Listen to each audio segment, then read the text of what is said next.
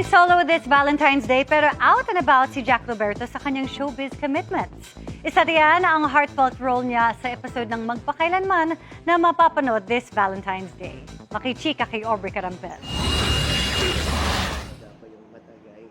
Namumugto pa ang mga mata ni Jack Roberto nang bisitahin ng GMA Integrated News ang set ng Magpakailanman.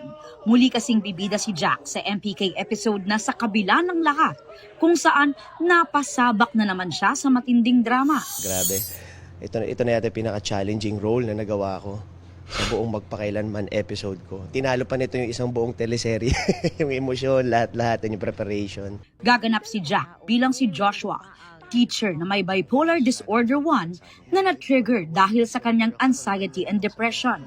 Layon din daw ng episode na maka-inspire and to spread awareness about mental health. Mahalagang issue to sa nangyayari sa panahon ngayon. Medyo sensitive pero pinakita namin dito kung paano nare-resolve ang bawat problema at ang bawat karamdaman kagaya nito. Pero sa kabila raw ng mga mabibigat na tagpo, may kilig, lalo't ipalalabas ito sa mismong araw ng mga puso. Interesting yung storya kasi despite sa condition niya, merong isang babaeng tumanggap sa kanya at nagmahal ng buong puso, unconditionally.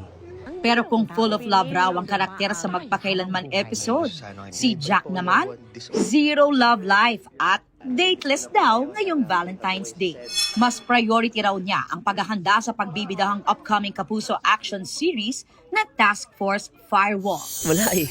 Medyo busy nga sa trabaho. And speaking of, di ba, magkakaroon na rin ng teleserye, mag-start namin taping. So kailangan na natin ulit magpa-condition and mag-ready para doon. Trabaho muna. Me, myself, and I. Yan! Aubrey Carampel, updated sa Showbiz Happenings.